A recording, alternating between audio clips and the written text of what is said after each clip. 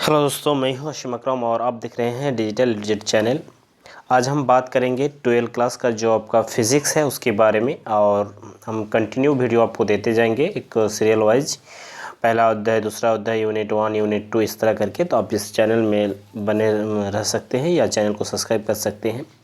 तो आज हम जो बात करेंगे आपका स्थिर विद्युतिकी, जिसको हम अंग्रेजी में बोल सकते हैं इलेक्ट्रोस्टैटिक्स। ठीक है, इसको काफ़ी डिटेल से हम इसको कम्प्लीटली आपको बताएंगे। साथ ही साथ ये वीडियो लंबा होगा, इसमें हम आपको समझाएंगे भी, नोट भी देंगे।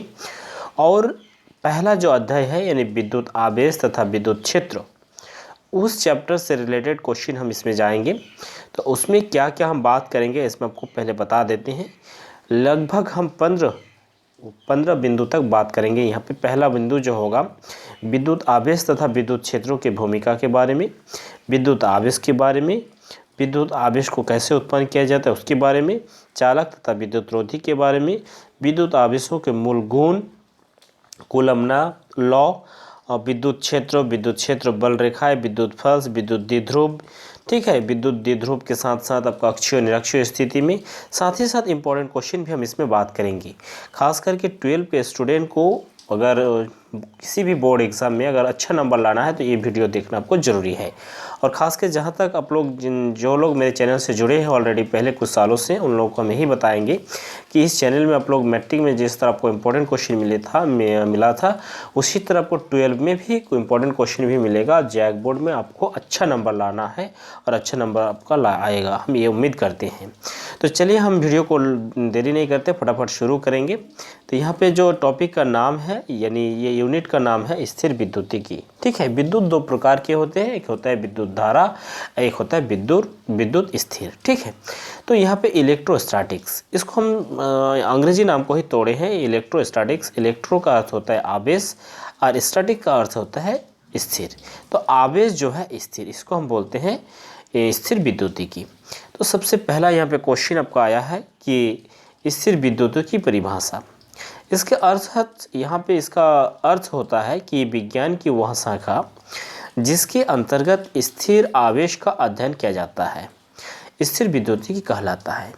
यानी जब आवेश किसी भी वस्तु में जब आवेश स्थिर अवस्था में रहेंगे तो वहाँ पे आपको स्थिर विद्युतिकी कहलाता है।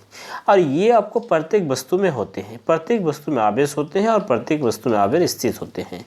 जब आवेश को हम गतिमान कराते हैं तब वो इलेक्ट्रिसिटी बन जाता है, जिसको हम इलेक्ट्रिसिटी के नाम से जानते हैं, और तब उसको हम विद्युत धारा का नाम दे देते हैं।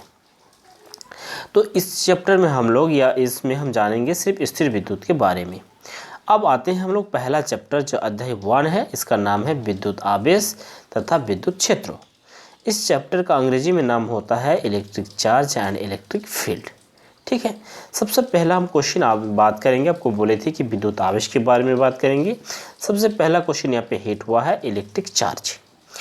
विद्युत आवेश पदार्थ की वह गुण है जिसकी उपस्थिति में वह पदार्थ किसी अन्य वस्तु पर बल अनुभव कराता है। यानी आवेश एक ऐसा चीज़ है या एक ऐसा पदार्थ का गुण है वो कि जब वो उसके सापेक्ष या अन्य वस्तु आएंगे तो उसको क्या होगा, उसको बल अनुभव कराएंगे। यही विद्युत आवेश का गुण होता है या इसको हम विद्युत आवेश कहते हैं। चलिए, जैसे आपको एग्जाम्पल के थ्रू हम आपको समझाते हैं। जैसे यहाँ पे लिखा गया है, यदि किसी आवेशित छड़ को कागज़ के टुकड़ों के पास ले जाते हैं, ठीक है, तो कागज़ के टुकड़े को उस छड़ चिपक जाते हैं, जबकि बिना आवेशित छड़ नहीं चिपकते हैं। आवेशित छड़ मतलब कोई एक पेन ले लीजिए और पेन के जब आप सिर पे या बाल पे घोंसेंगे, थोड़ा सा रगड़ेंगे तो पेन में एक आवेश उत्पन्न हो जाएगा।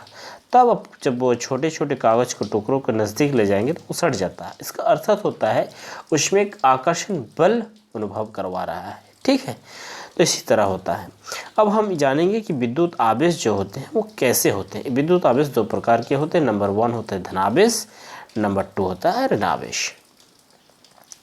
यहाँ पे अब हम जानेंगे विद्युत आवेश की मात्रा। विद्युत आवेश का ऐसा मात्रा जो होते हैं कूलम होते हैं, ये हम 10th क्लास में ही जानते हैं।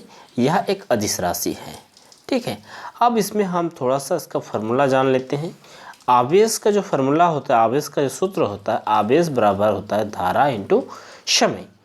यानी यहाँ पे Q बराबर IT, ये हम 10th क्लास से ही जानते थे और इस चीज़ को हम भी पहले से जानते हैं। विद्युत धारा को I से सूचित करते हैं जिसको एम्पियर से मापते हैं। Q मतलब होता है आवेश, इसका मात्रक होता है कूलम। T मतलब समय, इसको मापते हैं सेकंड से। एक छोटा सा यहाँ पे आपको न्यूमेरिकल क्वेश्चन दे रहे हैं हम लोग। यदि किसी तार में 4 कूलम आवेश 2 सेकंड के लिए बहता है, ठीक है, तो उसमें जो है धारा का मान ज्ञात करें। तो उसमें धारा का मान यहाँ पे ऑलरेडी आप निकाल पाएंगे। तो ये आपका हुआ 10th क्लास की लॉजिक है और 10th क्लास की थोड़ा सा आपका पिछली चीज़ को थोड़ा सा हम डिस्कस किए। अब आएंगे हम विद्युत आवेश का विमीय सूत्र। विमीय सूत्रों के बारे में हम 11th क्लास में बात कर चुके हैं। वो अगर वीडियो आप नहीं देखे हैं तो मेरे चैनल में जाकर देख सकते हैं। विमीय सूत्र क्या है, कैसे उसको निकाला जाता है, यदि आपको फार्मूला आते हैं तो आप विमीय सूत्र आराम से निकाल पाएंगे। तो हम जानते हैं कि विद्युत आवेश जो होते हैं Q बराबर IT होता है। और विद्युत आवेश का जब हम इससे आगे जाएंगे तो फिर और एक सूत्र जानेंगे। तो यहाँ पे विद्युत धारा I तथा समय T इसका जो है मूलभूत राशि है, यानी इसका इकाई राशि है। इसकी यूनिट जो है यानी सूत्रों में Q बराबर हो जाएगा I इन्वर्स T। I का अर्थ होता है एम्पियर, एम्पियर में इन्वर्स, और T का अर्थ होता है सेकंड में इन्वर्स, ठीक है, सेकंड। तो यहाँ पे ये हो गया Q बराबर IT। अब हम और एक फार्मूला जान लेते हैं विद्युत आवेश का। विद्युत आवेश का एक फार्मूला होते हैं Q बराबर प्लस माइनस NE। NE का अर्थ होता है किसी एक तार में या किसी एक पदार्थ में आवेश कितना है। तो इसका मतलब होता है नंबर ऑफ इलेक्ट्रॉन को ही हम आवेश कहते हैं। मान लीजिए ये एक वस्तु है, इसमें प्लस आवेश या माइनस आवेश हो सकता है, ठीक है। मान लीजिए इसमें प्लस आवेश ही है, तो इसमें आवेश को हम कैसे समझेंगे। इसका अर्थ होता है एक पदार्थ जब है तो पदार्थ होने पर इस पर क्या परमाणु होगा। जब परमाणु है तब इसमें परमाणु में इलेक्ट्रॉन होते हैं, न्यूट्रॉन होते हैं, प्रोटॉन होते हैं। तो हम जानते हैं कि किसी भी पदार्थ के नाभिक में यानी केंद्र में उसका न्यूट्रॉन और प्रोटॉन उपस्थित रहता है, लेकिन उसके चारों ओर इलेक्ट्रॉन वृत्ताकार पथ में घूमते रहता है। तो इलेक्ट्रॉन जब घूमता है तो उसका एक क्वांटिटी होता है, एक मात्रा होता है कि कितना मात्रा में घूम रहा है, ठीक है। मान लीजिए न्यूट्रॉन और प्रोटॉन उसके एक नाभिक में स्थित है और उसके चारों ओर वृत्ताकार पथ पे इलेक्ट्रॉन घूमता है। तो पहला कक्षा में 2 गो। तो तत्वों के हिसाब से वो अपना डिपेंड करते हैं कि कितना इलेक्ट्रॉन है। तो एक पदार्थ में जैसे एक परमाणु में अगर लोहा है, मान लीजिए आयरन है, तो एक Fe में अगर हम ये करेंगे तो 26 यानी 26 इसमें इलेक्ट्रॉन है। यदि हम सोडियम तत्व का बात करते हैं तो उसमें 11 गो इलेक्ट्रॉन है। फिर मान लीजिए हम अगर ऑक्सीजन का ही बात करते हैं तो उसमें आपका 8 इलेक्ट्रॉन है। तो कोई भी परमाणु में किसी भी तत्व के एक परमाणु में अगर इतना इलेक्ट्रॉन होते हैं तो कितना इलेक्ट्रॉन में, ठीक है, यानी नंबर ऑफ इलेक्ट्रॉनों की संख्या को ही हम क्या कहते हैं, आवेश कहते हैं, ठीक है। तो यहाँ पे एक सवाल भी है, किसी आवेशित पदार्थ पर आवेश की मात्रा। तो किसी आवेशित पदार्थ पर जो वस्तु आवेशित है उसमें आवेशित पदार्थ पर मात्रा कितना होना चाहिए। तो Q बराबर यहाँ पे फार्मूला दिया गया है।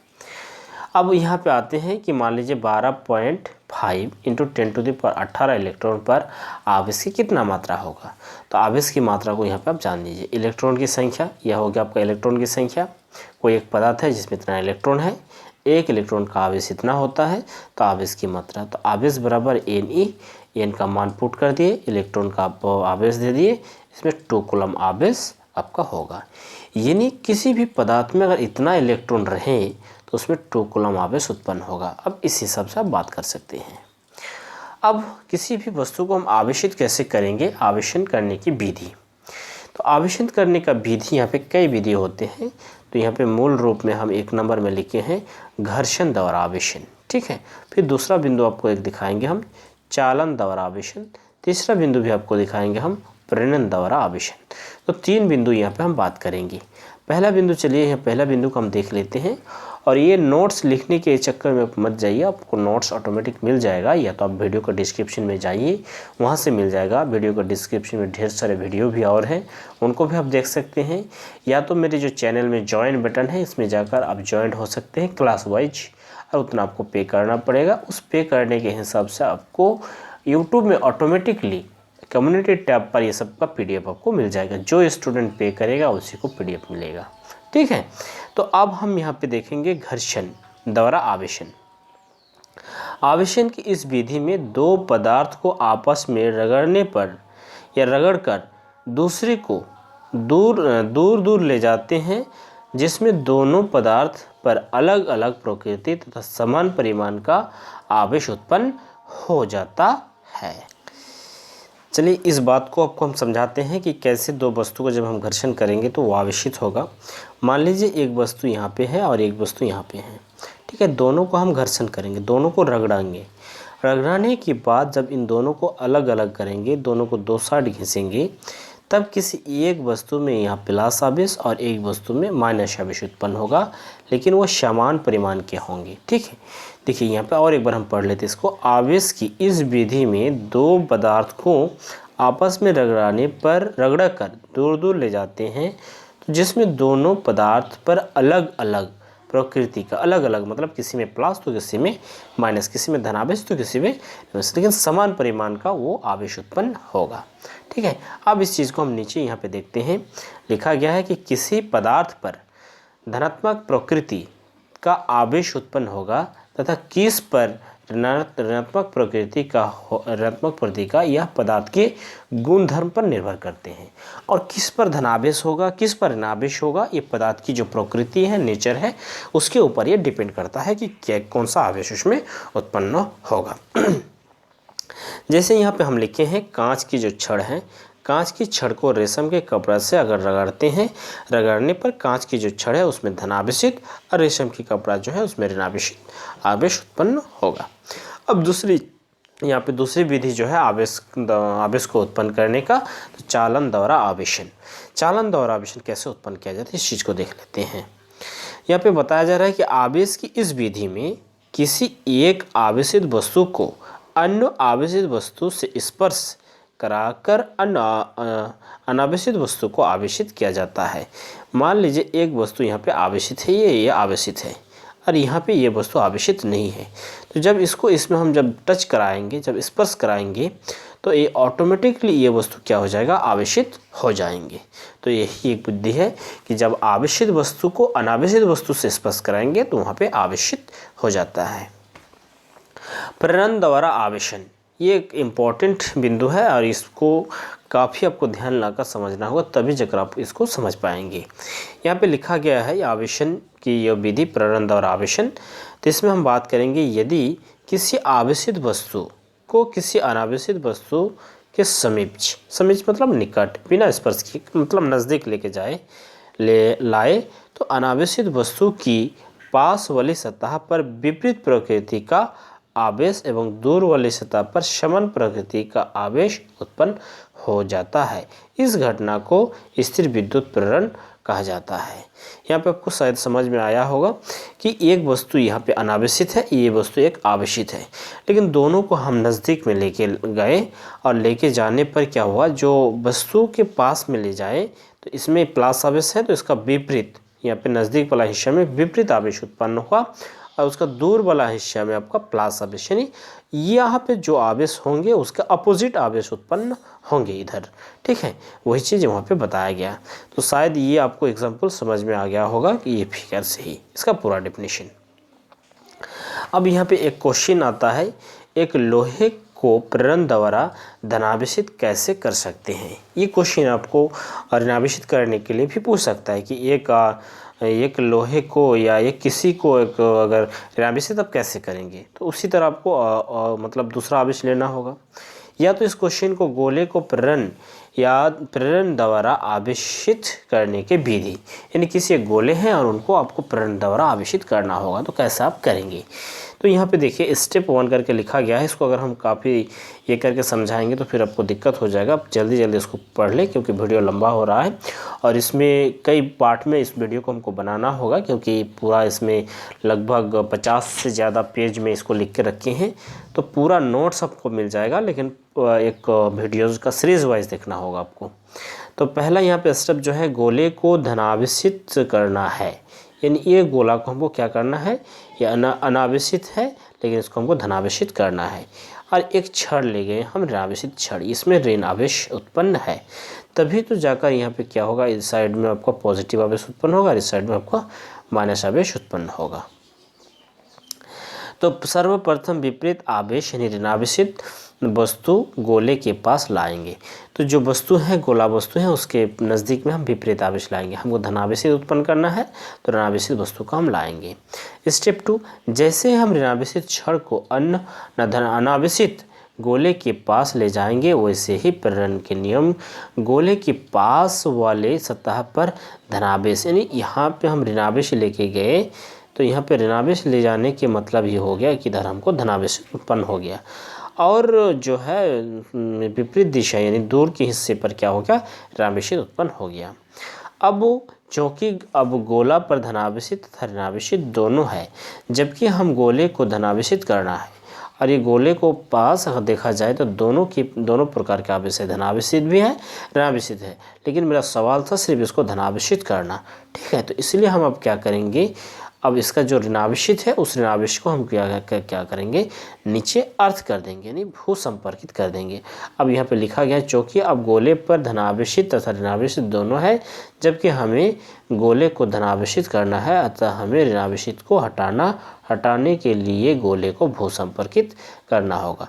तो अब गोला जो है इसको हम भू संपर्कित कर दिए, और इधर वाला जो नेगेटिव आवेश था वो उसको हम ज़मीन के नीचे लेके चले गए। अब इस वस्तु के पास सिर्फ गोला जो प्लस आवेश है वही रहा, और फिर जब हम गोला को धनावेशित कर दिए, फिर छड़ को हम अलग कर दिए, तो ये आपका जो है धनावेशित हो गया। तो आशा करेंगे कि आप लोग को ये समझ में आ गया होगा। ये काफ़ी आपका इम्पोर्टेंट क्वेश्चन है। अब फिर हम जाएंगे विद्युत आवेश के प्रकार। विद्युत आवेश के प्रकार के बारे में हम तो जान चुके हैं, पहले एक बार बात कर चुके हैं कि आवेश दो प्रकार के होते हैं, धनावेश जिसको हम पॉजिटिव चार्ज कहते हैं, और एक होता है ऋणावेश। अब इसका हम डेफिनेशन आपको दे देते हैं। किसी वस्तु पर धनावेश उसकी सामान्य अवस्था से इलेक्ट्रॉन की कमी को प्रदर्शित करता है। जैसे मान लीजिए ये एक सोडियम है, ठीक है।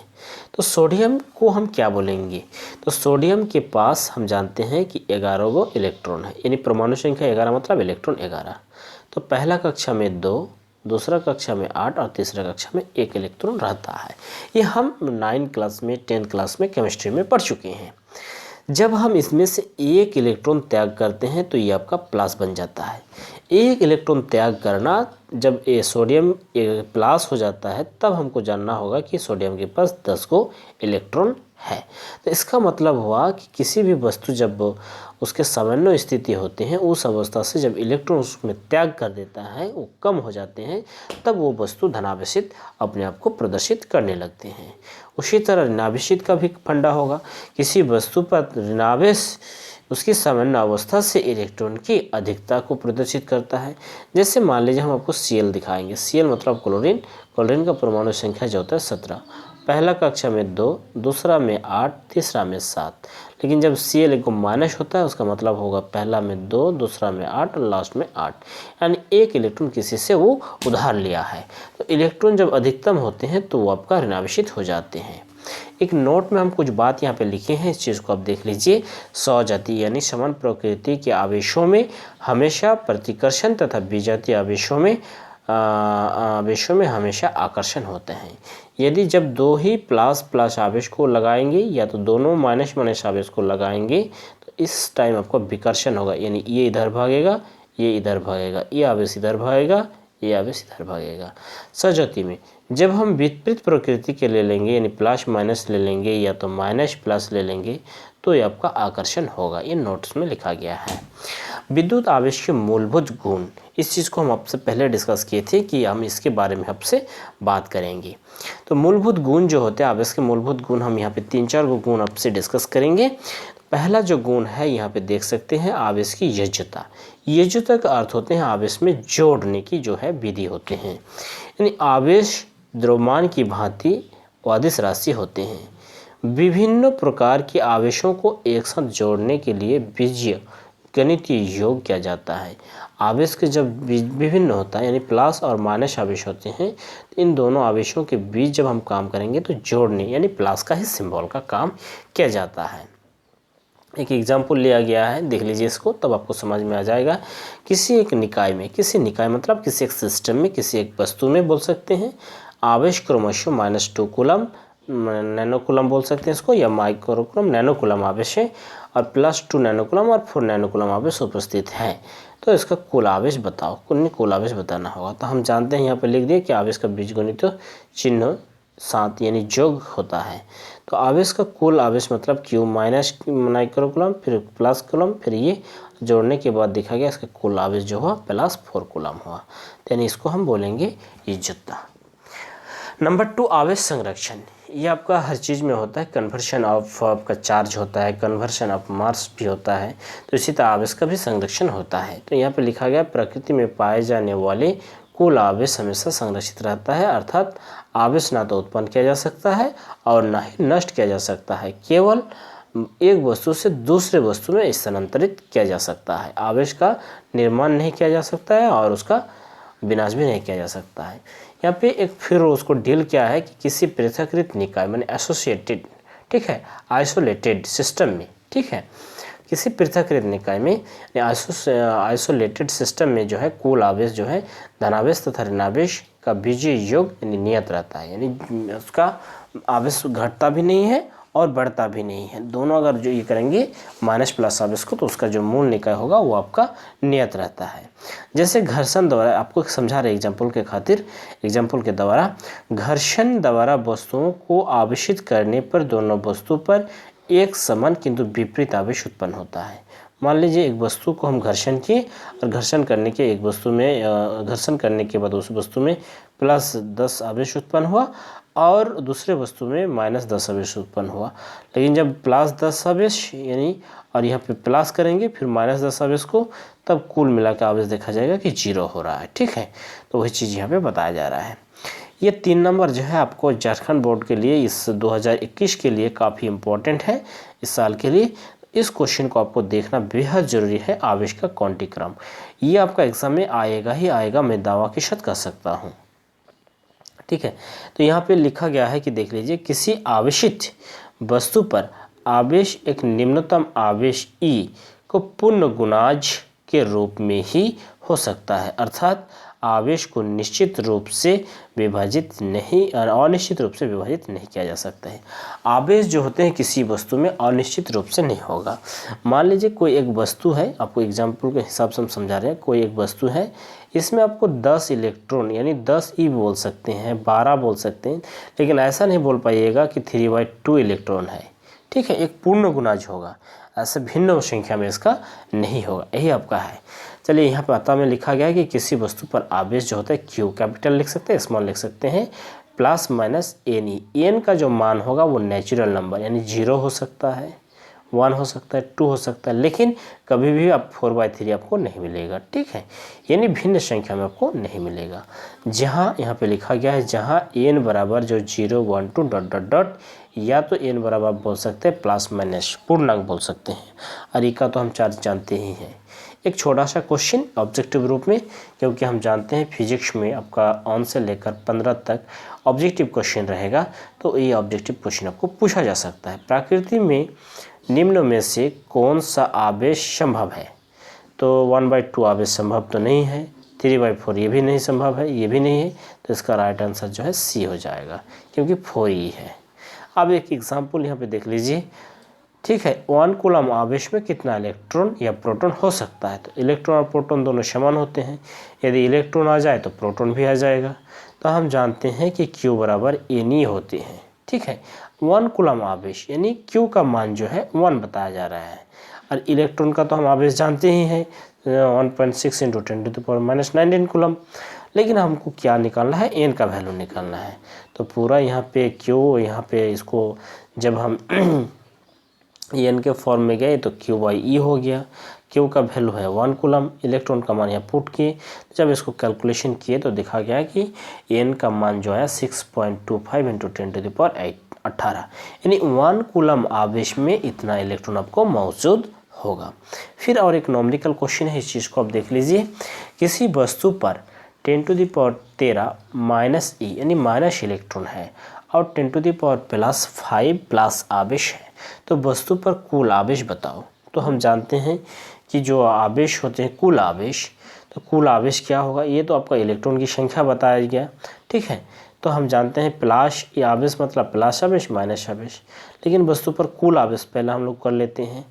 तो यहाँ पे सबसे पहले हम जानेंगे number of electron 10 to the power कितना -13e है, -e तो -13e, तो इतना आवेश यहाँ पे हो गया। अब दूसरा जो आवेश है धनावेश है n प्लस e है, 10 टू द पावर 5 बोला गया है इलेक्ट्रॉन, ये आपका प्लस, तो यहाँ पे आपका हो गया आवेश का वैल्यू प्लस आवेश इतना।